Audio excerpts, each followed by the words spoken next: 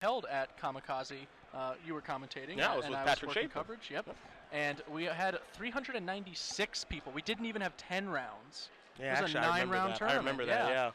Yeah. And we saw an about a 250% increase over a year in this venue. We must be doing something right. Yeah, I mean California loves its magic. I think everyone knows that now. And we know they love Legacy too, so tomorrow will probably be pretty big as well. Yeah. The last Legacy Open champion was Michael Hetrick. He's not going to be there to defend, so. Well. Anybody's game. Someone will have to win with Miracle, so probably Joe Lissette then. Yeah, I was about to say, Joe's my favorite. Yeah, I know that was boy. Just gonna now. I was being nice to Ross. Now I have to give him the dagger because that's where Patrick Sullivan, the mono red versus Maverick, one of the best things I've ever seen happen on coverage was that game. I think it was game 3 between those two players where Patrick Sullivan defeated Ross. Ross top-8'd the Standard and Legacy Open the last time we were here. Okay. For Kamikaze, no trophy either time, so I'm sure that's not the saltiest moment of that's the fair. entire weekend for him. That's fair. As we are underway here between Lundquist and Guerrero, a Borosmir. Ben going to start off with Soldier of the Pantheon. You just see a Temple of Triumph there for Guerrero, so a little bit of a slower start. And Ben really wants to just get the snowball going here as fast as he can to make it so that Guerrero actually has to play defense. As Lundquist looks like he's going to follow up with a he's got a Boros Elite in his hand, but he's going to start by attacking. Let's do the easy part first. Yeah, in this matchup, Soldier of the Pantheon is mostly just a 2-1. Yeah. Since both decks are primarily monocolored creatures. It skirts by Dryad Militant, and Michael Guerrero appears to have a couple of Boros Reckoners between main and side, but that's about it. Yeah, he's got one in his main deck, and he's got one more in his side, so you got to be pretty happy if you're Lundquist to know that there aren't a ton of those hanging out. As here's a Soldier of the Pantheon from Guerrero's side. This is it's kind of interesting because this card, it just looks like a Savannah Alliance, right? But the text on it is actually quite relevant. Protection from multicolor is a big deal in this format. Whenever opponent casts a multicolored spell, you gain in life. It's not irrelevant. It's not the biggest of deals, but protection from multicolor is a big game. Yeah, I think this was probably like one of the 10 best cards in Theros, and I'm kind of curious how the design came about because, was 2-1 protection from multicolor not good enough? Like, why was the life gain stapled on, Sure. Like, what factor? They were like, nah, not quite enough. We need to push it. Yeah. We need to really give it a go. Lundquist's going to come in here. He's going to activate his Mutafault, of course, playing another Mutafault beforehand and get in here. And now he's going to play a Boros Elite, too. So Ben did mulligan this game, but he looks like he's doing just fine here. As now he has enough creatures for the battalion. Obviously, Mutavault going to aid in that as well. And his attack force is very, very strong. And Guerrero's going to play a Mutavault of his own, but he's on the back foot here. And one thing that these decks don't do very well is play defense. Yeah, I'm interested to know why the Soldier traded with Mutavault instead of another Soldier. Looking at Michael's hand, he actually has his one Boros Reckoner in hand, and now you see him cast 2 Dryad Militants. No, those can't block Soldier of the Pantheon. Those guys are just going to keep going. So right now, Ben has a very good alpha attack, whereas if he was down 1 Soldier, he'd have to pay basically 2 mana in order to get a similar attack, and he'd still lose a Mutavault in the process. And also, I'm interested to see if Ben wants to fire up the Mutavault and offer up a trade with one of these Dryad Militants. I doubt that he wants to. But I think he's, a safe attack here is just, all right, fire with everybody, resolve my battalion trigger. I've got a 3/3. If you want to trade with this, you're going to have to double block this. And no. Protection from multicolor. That is why that play is not a strong one, Mr. Guerrero. Again, that Soldier text is not irrelevant. Yes, well, it seems like we may have realized he probably wasn't thinking about it on the previous turn when he made his block, kind of autopiloting through. And now he's definitely in a bind. I feel like he actually probably has to try and trade 2 for 1 on this Boros Elite, but he knows Brave the Elements is a card. He plays it. Yep. I think this is kind of a double blocking situation because it's not going to get better before it gets worse, so he's just going to take all the damage, go down to 7. But see, I'd rather trade a Brave the Elements there because now the Brave the Elements is essentially lethal. Like, yes, Mutavault can't step in the way, but again, is that a game-winning thing? If Mutavault's stepping in the way, I'm not entirely sure that it is. And you see, there's going to be a Scry. Also, he's going to have to probably tap mana to cast a spell, so Mutavault's not going to be able to block. So if he does put the shields on here to cast a spell, then Brave the Elements is just going to be lethal. Yeah, Michael was definitely a tough spot. He can't just have 2 mana to semi-counter Brave the Elements up the whole time. And also Ben, he's very familiar with the Boros deck, obviously. He's playing it. He made his own tweaks. He knows to expect Banisher Priest from most players' main decks. Yeah. He cut them to the sideboard, but keeping a Brave the Elements up here also lets him avoid that card. Yep. And Ben says, I've got Brave the Elements. I will draw. I will name white. I will kill you after resolving Battalion Trigger with Boros Elite. So, Ben Lundquist is going to win game number 1 here over Michael Guerrero after a bit of a misstep there from Michael. So Lundquist, ever the master, winning game 1 as we're going to go over to the sideboards here. I'll start with Guerrero's sideboard here to see what he can do to kind of get himself back in this matchup. He's got the additional Boros Reckoner that we talked about, so I think he's going to want to obviously bring that in.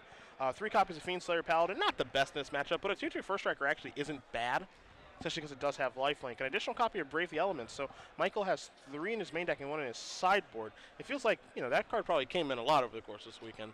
Yeah, I in fact believe that Ben has all 4 of his in the main deck specifically. And I don't think Ben's sideboard looks too different from Michael's. I know that he does have a full number of Fiendslayer Paladins available to him. And as we already spoke of, he has those 4 main deck Brave the Elements. Yeah, not a ton of differences between the sideboards here. Again, the Banisher Priest is a card that's certainly going to come in this matchup. Yes. I mean, having that Fiend Hunter-esque effect is definitely a strong one. So I think we'll see that come in from Lundquist's side. But this matchup, it being on the play is wildly different than being on the draw. Sure. And I'm not sure that either player really has the tools to actually be able to catch up when they're on the draw to be able to play. Just kind of like a brick wall that makes it so that you can't attack anymore. Yeah, Precinct Captain is a pretty high impact. Obviously, none of the 1-drops can really effectively block it. So if you're on the play, you're first to Precinct Captain. And if they don't have their own Precinct Captain, they're still pretty much out of luck on defense. And then if they happen to have their own Precinct Captain, you can untap. You have options on Brave the Elements and Boros Charm to make sure yours gets through or lives. And you could even play Spear of Heliod to get things even worse. Or a Johnny Caller of the Pride. Again, very similar effect. So I think being on the play is actually a very large edge. Spear, a really interesting card too. Something I mentioned when I was covering up one of our. I didn't expect to even say this. One of our multiple Boros matchups today. But Spear being like a Glorious Anthem effect that's typically good in the white matchups, but they can only play 1 or maybe 2 of this card because it's a legendary enchantment artifact, which is kind of weird because we're used to seeing on the pure Glorious Anthem those effects just be you can play as many as you want. Yeah, definitely very different. Michael Guerrero is running a split, 2 Spear Heliod, 1 a Johnny Caller of the Pride. Ben is actually running the reverse split, 2 a Johnny, 1 Spear of Heliod. He said that he cut his 3rd a Johnny for Spear at Kibler's insistence, but that he has wished he would have had a Johnny most times. He cited the Spear out a lot, he said, and he thinks in hindsight he perhaps would have preferred the 3rd copy of the Planeswalker. Yeah. And who'd have thought that, a Johnny Caller of the Pride? It's been, I'm just saying, that guy took a while. Are you looking at me on purpose right now? No. What do you mean? No? Okay. Did you have words to say about a Johnny Caller of the Pride Me? at some No, point? not at all. Green, white deck, Cleveland, whatever. I'm over it. Yeah, I invented a Johnny Caller of the Pride, people, okay? I invented that Planeswalker, all right? Evan Irwin's preview card, I believe, when M13 first came out, however, didn't really catch on for that first year. Did not, despite being a 3-mana Planeswalker, bar set pretty high on that particular category, obviously. 3 mana, 5 loyalty Planeswalker. Yeah, just huge. It's this Planeswalker, right, where you can't play a million of them, obviously, but it is a good card when you can play it. So, and its effect is one that's actually kind of hard to play around because it can't just kind of one-shot you out of nowhere. That's part of the reason I do like it. So we see both players shuffling up here, gonna cut each other's decks and be underway here. Michael Guerrero going to be on the play for game number 2. As again, we are in round 9 of 10 here in Los Angeles. This is kind of like a win-in round, but as you said, we are pretty far over the cap here, so might not be able to draw next round. Yeah, to be fair, one of these, or I should say 2 of the players on 7-1, if they win, will, by default, be getting paired against an undefeated player with whom they can likely safely draw. We'll have to see exactly how it breaks out, but I'm pretty sure that those draws will be safe. It would take a lot of people to make them not. Although, whatever, people could just say, I'm battling, I want that first seed. Hey, first seed's a big game. That's a big game. I did that in Seattle when we were there earlier this year in April, playing the last round, knowing that I could draw to make top 8, but being the first seed is huge, as you see a Soldier of the Pantheon here to just blank this Dryad Militant from Lundquist. That's rough. Yeah. Michael Guerrero just went turn 1, tap a mana, discard a card. Yeah, basically did, yeah. So he's going to, boy. That one's dead. Well, now he's literally done that. Oh no. And so now he's going to play Temple and Scry. Leaves the card on top. He has a hand filled with Mutavaults and Plains. That's a little mana heavy. He already has access to 5 mana, although 2 of them are mana lands, so he can defeat some of his flood that way. Yeah. And Ben putting on the beats. God, what a lead out. Soldier of the Pantheon and a Daring Skyjake with Mutavault. Yeah, has it all, as it were. Here's a Boros Reckoner.